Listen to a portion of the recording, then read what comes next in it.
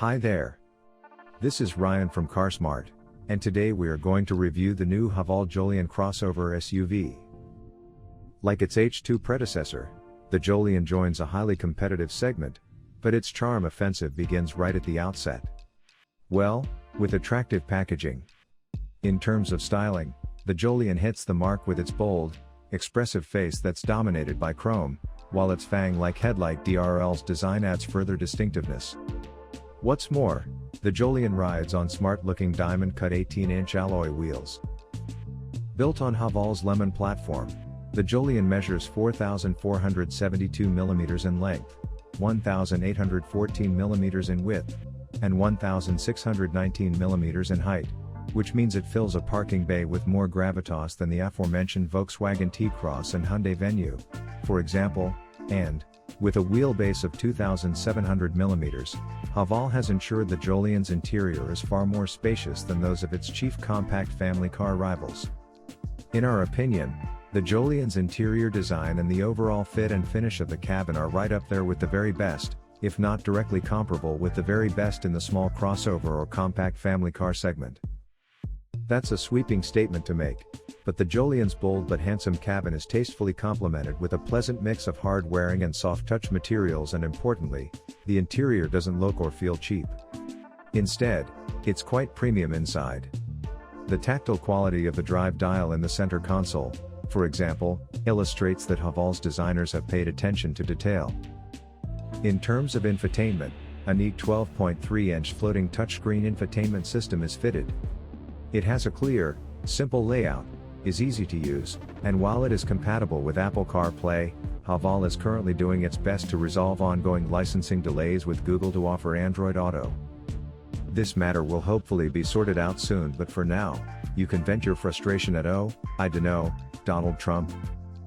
No fewer than 4 USB ports are provided, as is obligatory Bluetooth telephony with voice activation.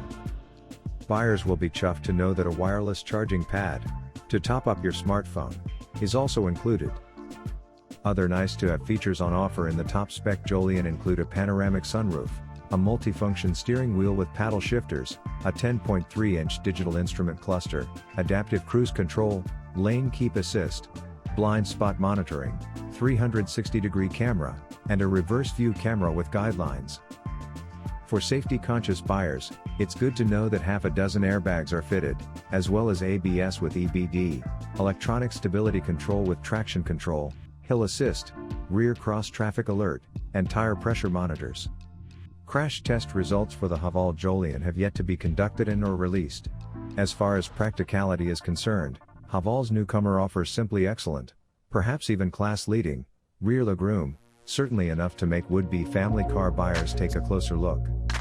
Haval claims a luggage capacity of 337 liters, which is admittedly more small crossover-like. However, further space, up to 333 liters, apparently, can be accessed by folding the 60-40 split rear seats down.